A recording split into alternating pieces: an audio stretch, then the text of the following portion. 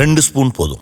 Line date syrup. இதுல iron, fiber, vitamins, நோய் எதிர்ப்பு சக்தி அதிகமா இருக்கு. Lion date syrup. மூலிகை, மசாலா பொருட்கள், நவதானியங்கள், காஃபி தூள், எண்ணெய் அரைக்கும் இயந்திரங்களை பயன்படுத்தி மாதம் 40,000 ரூபாய் வருமானம் பெற தொடர்புக்கு 9894966652. 7 தலைமுறைகள் பாரம்பரியமிக்க ஒரே சித்த மருத்துவ ஸ்தாபனம் சேலம் சிவராஜ் சித்த வைத்தியசாலை. இப்பொழுது சேலம், ஈரோடு, சென்னை, ஹொசூர், திருப்பத்தூரில் தினசரி மருத்துவரை சந்திக்கலாம். தொடர்புக்கு 9842722500. வணக்கம் அன்பு நண்பர்களை, மீண்டும் உங்களை சந்திப்பதில் மிகுந்த மகிழ்ச்சி. சில வருஷங்களுக்கு முன்னாடி நான் சிங்கப்பூர் கவர்மெண்ட்டோடைய அழைப்பின் பேரில் அந்த நாட்டுக்கு நான் விசிட் செய்தபோது அந்த நாட்டுடைய பாராளுமன்றத்தை பார்க்கக்கூடிய வாய்ப்பு கிடைச்சது. நடந்துக்கிட்டு இருக்கும்போது அப்போ அங்கே மலாய் மொழியில், இங்கிலீஷில், தமிழில், ஹிந்தியில் இதிலெல்லாம் மொழி மாற்றம் பண்ணி அந்த பாராளுமன்றத்தில் நடக்கக்கூடிய விவாதம் அப்படியே ஆன் த ஸ்பாட் அப்படியே மேனுவலாக பண்ணி அதை பண்ணப்பட்டது. அப்போ நாம் ரிமோட்டில் ஒரு பட்டன்ஸை மட்டும் சீட்லேயே வச்சக்கூடிய பட்டன்ஸை மாற்றி மூலமாக நமக்கு உடனே தமிழில் மொழி மாற்றம் கிடைக்கும், உடனே இங்கிலீஷில், உடனே ஹிந்தியில், மலாயில், சைனீஸ்லன்னு எல்லா மேண்ட்ரினில் எல்லாத்துலேயும் கிடைக்குங்கிறது வந்துச்சு. அதை நான் பார்த்து ரொம்ப வியந்தேன், என்னங்க இப்படி இருக்கேன்னு சொல்லிட்டு அப்புறம் தெரிஞ்சுக்கிட்ட போது மேனுவலாக அங்கே பின்னாடி எல்லாத்தையும் அப்படி ஆன் த ஸ்பாட் ட்ரான்ஸ்லேட் பண்ணுறாங்க அப்படிங்கிறத பார்த்தோம். இந்தியாவில் திரு அழகிரி அவர்கள், அழகிரி அவர்கள் மத்திய உரத்துறை அமைச்சராக இருந்தபோது அவர் ஹிந்தியில் பேசுகிறதா, இங்கிலீஷில் பேசுகிறதா, தமிழில் பேசலாமா அப்படிங்கிற மாதிரி வந்தபோது அவர் எந்த லாங்குவேஜில் பேசலாம், அது மொழி மாற்றம் பண்ணப்படுங்கிறது அப்போ தான் ஒரு கொஞ்சம் பிரபலமானது அப்படிங்கிறது என்னுடைய நினைவு, if I am not wrong. இப்போ பார்லிமெண்ட்டில் கிட்டத்தட்ட 16 மொழிகளில் மொழி மாற்றம் செய்யப்படுது. ஒரு அமைச்சர் அல்லது ஒரு எம்எல்ஏ, ஒரு அமைச்சர் அல்லது ஒரு எம்பி ஒரு விஷயத்தை சொல்கிறார் அப்படின்னா அது அந்த நேரத்திலே அப்படியே 16 மொழிகளில் மொழி மாற்றம் பண்ணப்பட்டு லைவில் எல்லாருக்கும் அனுப்பப்படும். அது கூடுதலாக ஒரு 6 மொழி இணைச்சி 22 மொழிகளில் இப்போ மொழி மாற்றம் ஆன் த ஸ்பாட் நடக்கும் அப்படிங்கிறத கொண்டு வந்தாங்க. அது சமஸ்கிருதம் உள்பட அப்படிங்கிறத அறிவித்தார் நம்முடைய சபாநாயகர் ஓம் பிர்லா அவர்கள் மக்களவையில் ஒரு 2 days பேக். உடனடியாக எங்களுடைய அண்ணன் மத்திய சென்னை பாராளுமன்ற உறுப்பினர், முன்னாள் அமைச்சர், திராவிட முன்னேற்ற கழகத்துடைய முக்கிய தூண் திரு தயாநிதி மாறன் அவர்கள் இது எப்படி இந்த மாதிரி நீங்கள் சமஸ்கிருதத்தை ஒரு மொழி மாற்றம் பண்ணக்கூடிய 22 மொழியில் ஒரு மொழியாக வைக்கலாம் அப்படின்னு பின்னாடியே கூடவே திமுக எம்பிக்கள் உட்கார்ந்துக்கிட்டே சொன்னாங்க. இவர் ஓம் பிர்லா சபாநாயகர் அறிவிப்பை வெளியிடுறாரு. அப்போ திமுக ஒரே சத்தம். அந்த அறிவிப்பை முழுமையாக முடிச்சுக்கிட்ட பிறகு அவர் கேட்டார், சொல்லுங்கள் தயாநிதி, உங்களுடைய பிரச்சனை என்ன, மிஸ்டர் மாறன் உங்களுடைய பிரச்சனை என்ன அப்படின்னு சொல்லி அவர் கேட்கும்போது இவர் எதிர்த்து சொல்கிறாரு, நீங்கள் என்னங்க பண்ணிகிட்டு இருக்கிறீங்க, எப்படி நீங்கள் மக்களுடைய வரிப்பணத்தை நீங்கள் சமஸ்கிருதத்துக்கு செலவிடலாம், எந்த மாநிலத்துடைய அதிகாரப்பூர்வ மொழியாக சமஸ்கிருதம் இருக்குது, நீங்கள் எப்படி வீணாக்கலாம், ஒட்டுமொத்தமான 2011 மக்களவை மக்கள் தொகை கணக்கெடுப்பு சென்சஸ் படி 73,000 பேர் தான் இந்த லாங்குவேஜே பேசுகிறாங்க. அப்போ நீங்கள் எதுக்கு அவங்களுக்குலாம் மரிப்பணத்தை வீணாக்குறீங்க அப்படின்னு பயங்கர கோபமாக சொன்னார். அப்போ சபாநாயகர்கள் ரொம்ப சட்டிலாக, ஜென்டலாக, ரொம்ப பொறுமையாக, நீங்கள் எந்த உலகத்தில் வாழ்கிறீங்க அப்படின்னு கேட்டார். நீங்கள் இருப்பது இந்தியா, பாரதம், அதை மறந்துடாதீங்க அப்படின்னு சொல்லிட்டு இந்த நாட்டுடைய மொழி, மூல மொழி சமஸ்கிருதம் அப்படின்னு அவர் விளக்கி சொன்னார். ஸோ இது அப்படி முடிஞ்சிருச்சு நம்ம பார்க்குறோம். இப்போ நமக்கு அடிப்படையான கேள்விகள் திரு தயாநிதி மாறன் அவர்கள், முன்னாள் அமைச்சர்கள் எழுப்பின கேள்விகள் 2 வருது. ஒன்று, இண்டி கூட்டணியில் முக்கிய அங்கம் வகிக்கக்கூடிய திமுகவுடைய இந்த நிலைப்பாடு பற்றி காங்கிரஸ் கட்சியுடைய நிலைப்பாடு என்ன, அவங்களுடைய என்ன பொசிஷன் எடுக்கிறாங்க. காங்கிரஸ் கட்சினா எங்கள் அண்ணன் செல்வ பிறந்த இருக்கக்கூடிய காங்கிரஸ் கட்சியோ, அண்ணன் நாராயணசாமி இருக்கக்கூடிய காங்கிரஸ் கட்சியோ நான் சொல்கிறது ராகுல் காந்தியும் மல்லிகார்ஜுன கார்கேயும் இருக்கக்கூடிய காங்கிரஸ் கட்சி. அந்த காங்கிரஸ் கட்சி அஃபீஷியலாக திரு தயாநிதி மாறன் எழுப்பிய கேள்வியில் எங்களுக்கு உடன்பாடு உண்டு, சமஸ்கிருதத்துக்கு எதுக்கு செலவு அப்படின்னு சொல்லுவாங்களா அப்படின்னு ஒரு கேள்வி. 2வது கேள்வி, எந்த மாநிலத்தையாவது அதிகாரப்பூர்வ மொழியாக இருக்குதா அப்படின்னு முன்னாள் மத்திய அமைச்சராக இருந்த திரு தயாநிதி மாறன் எழுப்பினார். நம்ம சுமந்த் ஸ்ரீராமன் உட்பட பலர் அதை சுட்டி காட்டியிருந்தாங்க. ஹிமாச்சல் பிரதேசலையும் உத்தரகாண்ட்லையும் 2 மாநிலங்களில் அது அதிகாரப்பூர்வ மொழியாக இன்றும் இருக்குது. 2010 ஒரு முறை, 2019 ஒரு மாநிலமும் சேர்த்து மொத்தமாக 2 மாநிலங்களில் அதிகாரப்பூர்வ மொழியாக சமஸ்கிருதம் இருக்குது என்பது அவருடைய கவனத்துக்கு, முன்னாள் மத்திய அமைச்சருடைய கவனத்துக்கு எப்படி தெரியாமல் போச்சுன்னு பார்க்கணும். 3வது விஷயம், இந்த மொழி மாற்றம்ங்கிறது திரு தயாநிதி மாறன் தமிழில் பேசுனா அந்த பார்லிமெண்ட்டில் இருக்கக்கூடிய 543 பேருக்கும் சமஸ்கிருதத்தில் போய் சேராது. யார் எந்த மொழியில் விரும்புகிறார்களோ அவருக்கு போய் சேரும். பாரத பிரதமர் நரேந்திர மோடி ஹிந்தியில் பேசினார்னு அதை தயாநிதி மாறன் அவர்கள் அந்த இடத்துலையே தமிழில் கேட்க முடியும்.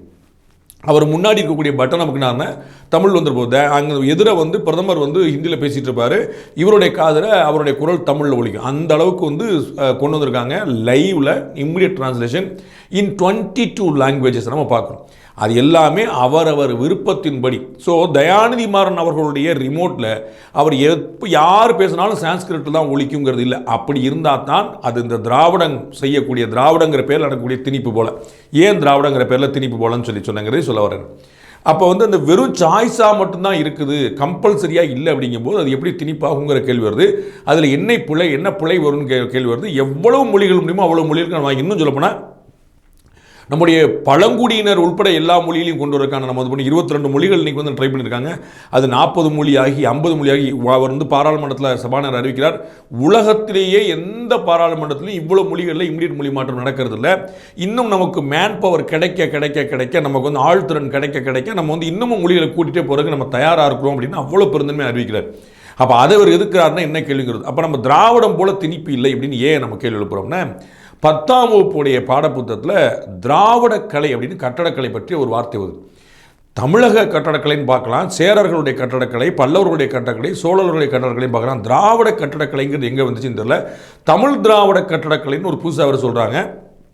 இதில் பல்லவர் காலத்தோட உட்பட எல்லாத்தையும் சொல்ல, விஜயநகர பேரரசை பற்றி சொல்லும்போது நாயக்கர் கால கட்டடக்கலைன்னு வந்துட்டு பிராக்கெட்டில் விஜயநகரங்கிறது தெளிவாக வந்தது. அப்போ வந்து நாயக்கர் காலத்துடைய கட்டடக்கலைங்கிறது விஜயநகர சாம்ராஜ்யத்தை சேர்ந்ததுன்னு வந்துடுது. ஆனால் தமிழ்நாட்டை சொல்லும்போது அது சோழ சாம்ராஜ்யம்னோ சேர சாம்ராஜ்யம்னோ பாண்டியர் பல்லவர்னு சொல்லாமல் தமிழ்னு சொல்லாமல் தமிழ் திராவிட கட்டடக்கலை அப்படின்னு பல இடங்களில் திராவிட கலைன்னு பல இடங்களில் தமிழ் திராவிட கலைன்னு சொல்கிறாங்க. இப்போ இந்த திராவிட கட்டடக்கலைங்கிறது எந்த வரலாற்று ஆய்வு தொகுப்பு, எந்த வரலாற்று ஆய்வாளர் எந்த வருஷத்தில் எங்கே போட்டிருக்கிறாரு, அது எப்போ உருவானது, எந்தெந்த ஊரில் இருக்குது.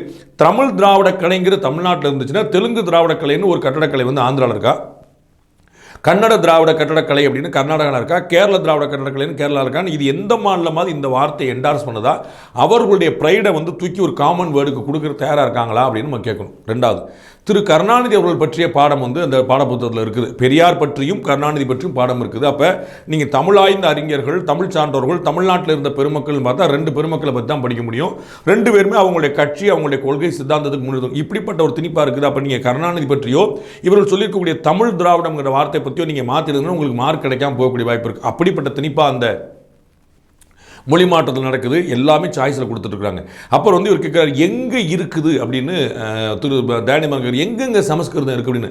அவரே சொல்கிறார் 73,000 பேர் இந்தியாவில் பேசுகிறாங்க, 2011 சென்சஸ் படி இருக்குது அப்படின்னு சொல்கிறார். அப்போ 73,000 பேர் பேசுனாங்க, இன்றைக்கி அவங்க வந்து 50,000 குறைஞ்சிட்டாங்க 2025 வச்சுக்கிட்டா அவர் பேச்சுக்கு.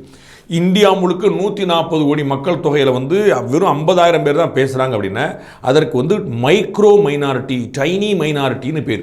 அப்போ அவர்களுக்குத்தானே இன்னும் கூடுதலான கவனம் செலுத்தணும், அவர்களுக்குத்தானே இன்னும் ஊக்கம் கொடுக்கணும். இந்தியாவில் சிறுபான்மையினர், இஸ்லாமியர்கள், கிறிஸ்தவர்கள், மற்ற மதத்தினர் வந்து சிறுபான்மையினராக மைனாரிட்டியாக இருந்தால் அவங்களுக்கு அதை செய்யுங்க, இதை செய்யுங்க, அவங்களுக்கு பாகுபாடு பார்க்குறீங்க, அவங்களுக்கு வந்து மதம் பார்க்குறீங்க அப்படின்னு அவங்களுக்கு வந்து அப்படி செய்யுங்க இப்படி செய்யுங்கன்னு சொல்லி சொல்கிறாங்க. மொழி சிறுபான்மையினருக்காக பள்ளிகள் கல்லூரிகள் திறக்கிறதுக்கு சிறப்பு சட்டம் அரசமைப்பே கொடுத்துருக்குது. அப்படிங்கும்போது இந்த மொழி சிறுபான்மையாக இருக்கக்கூடிய சமஸ்கிருதம் பேசக்கூடியவர்கள் தான் மைக்ரோ மைனாரிட்டியாக வந்திருக்காங்க. அப்போ அவர்களுக்கு தானே முதல் முன்னுரிமை கொடுக்கணும், மைனாரிட்டிக்கு எல்லாமே செய்யணும் அப்படிங்கிற முன்னுரிமையில் இருக்கக்கூடிய மத்திய சென்னையில் அதிகமான மைனாரிட்டிகள் வந்து கிட்டத்தட்ட மெஜாரிட்டியாக இருக்கிற அளவுக்கு இருக்கக்கூடிய அந்த தொகுதிய பாராளுமன்ற உறுப்பினராக இருக்கக்கூடிய திரு தயாநிதி மாறன் அவர்கள் மைனாரிட்டிக்கு ஏன் செஞ்சீங்கன்னு ஏன் கேள்வி எழுப்புறாரு அப்படின்னு தெரியல. அப்போ அவங்களுக்கு வந்து நம்ம சொல்லணுமா இல்லையா, செய்யணுமா இல்லையா?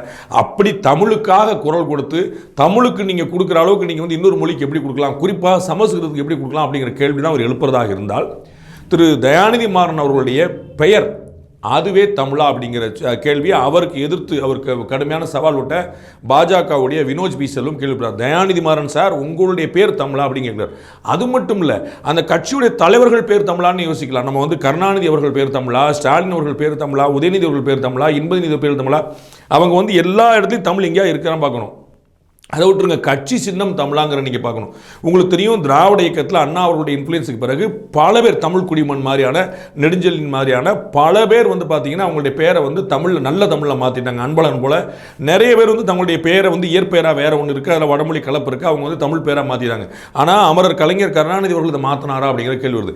பிறகு வந்த தலைமுறைக்கு அதை மாற்றினாராங்கிற பேர் இருக்குது. நம்ம பார்க்குறோம் திராவிட முன்னேற்ற கழகத்துடைய தலைவர்கள்லாம் திருமணங்கள் பண்ணி வைக்கும்போது உங்களுக்கு வந்து தமிழ் பேர் வைங்க, உங்கள் பிள்ளைகளுக்கு தமிழ் பேர் வைங்க. அப்போ அந்த தலைமை குடும்பத்தில் எங்கேயாவது தமிழ் பேர் வச்சிருக்கிறாங்களா அப்படிங்கிற நம்ம பார்க்கணும்.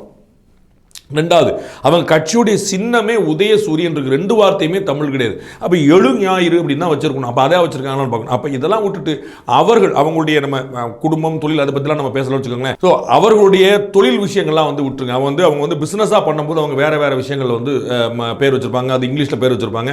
நம்ம அதெல்லாம் தள்ளி, பட் அவர்கள் கட்சிக்கும் அவர்களுக்குமான பேர் என்ன வச்சிருக்காங்கன்னு பார்ப்போம். அப்போ இதில் என்ன வெறும்னே ஒரு வெறுப்பு அரசியலை தவிர, சமஸ்கிருதம் இருக்கக்கூடாது அப்படிங்கிறத தவிர அதில் வேற ஏதாவது ஒரு நோக்கம் இருக்குதா அப்படிங்கிற கேள்விக்கு பதிலே கிடைக்கல. அப்ப வெறுப்பு அரசியல் விலை போகாதுங்கிறது அடிப்படை தத்துவம். நிறைய விஷயங்கள் அதனால நம்ம தமிழ்நாட்டில் இழந்துட்டோம். அரசு பள்ளி மாணவர்களுக்கு ஹிந்தி கிடையாது, தனியார் பள்ளி மாணவர்களுக்கு ஹிந்தி உண்டு, சான்ஸ்கிரிட் உண்டு, பிரெஞ்சு உண்டு, ஜாப்பனீஸ் உண்டு, எல்லாமே உண்டுங்கிற மாதிரி கொண்டு போயிட்டோம். அப்ப வஞ்சிக்கப்படுவது அரசு பள்ளி மாணவர்கள், ஏழை மாணவர்கள், விவசாய மாணவர்கள், அப்படிப்பட்ட பிள்ளைகள் தான் வஞ்சிக்கப்படுறாங்க அப்படிங்கிற நம்ம புரிஞ்சுக்கணும். ஸோ மொழி உணர்வை தூண்டி விட்டு அப்படி ஒரு வெறுப்பை விதைக்கிறது மூலமா நட்டம் நம்முடைய பிள்ளைகளுக்கு தானே தவிர மற்றவர்கள், அதுவுமே ஏழை பிள்ளைகளுக்கு, கிராமத்து பிள்ளைகளுக்கு, விவசாயிகள் பிள்ளைகளுக்கு தான் அந்த நட்டமே தவிர மற்றவர்களுங்கிற பார்க்குறோம். இனிமேலாவது இந்த மாதிரி வெறுப்பு அரசியலை விடுற காலத்தெல்லாம் கடந்து திராவிட முன்னேற்ற கழகம் அண்ணன் தயாநிதிமாறன் அவர்கள் வருவார் என்று எதிர்பார்ப்போம். மீண்டும் இன்னொரு சந்திப்போம். அதுக்கு நன்றி, வணக்கம்.